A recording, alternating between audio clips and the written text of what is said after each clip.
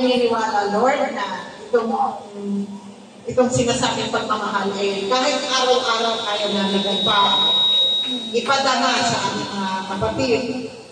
Lord, salamat sa gabi ito. At kami binigyan mo ng pagkakataon na makarating dito, pagdiwang at magkasama-sama. Hindi lang po ito Valentine's Day, kundi ito po ay yung samahan ng mga kababaihan dito sa Abilina na nagkakaisa, na nagkakatipon-tipon para sabi nga po yung magsumba. Pero salamat at minsan may nabibigyan ng pansin itong magtipon-tipon, magkainan, mag-share ng mga blessings. So Lord God, salamat. And we believe na sa hapon ito, hindi kami uuwi na hindi kami masaya dahil nga po, ikaw ay kasama namin. Holy Spirit, samahan niyo po kami sa gawain namin ito, sa celebration na po. I speak blessing, I speak joy, I speak provision sa bawat nanay, I speak good health sa bawat isa. Maraming salamat sa mga nanay.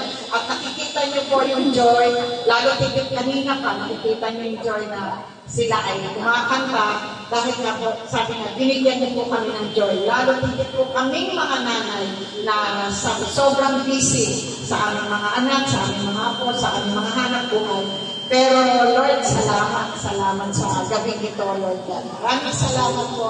Hindi kulang ang salamat po at pasalamatan namin ikaw sa gabi nito. Lalo tigit sa buhay ng bawat isa.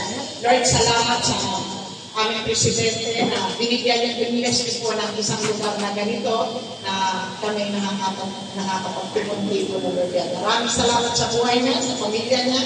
At lalo hindi po yung nagtayo ng gawa nito. Maraming salamat po, Panginoon.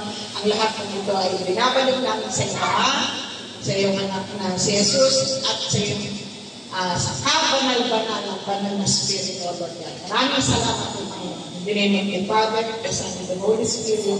Amen.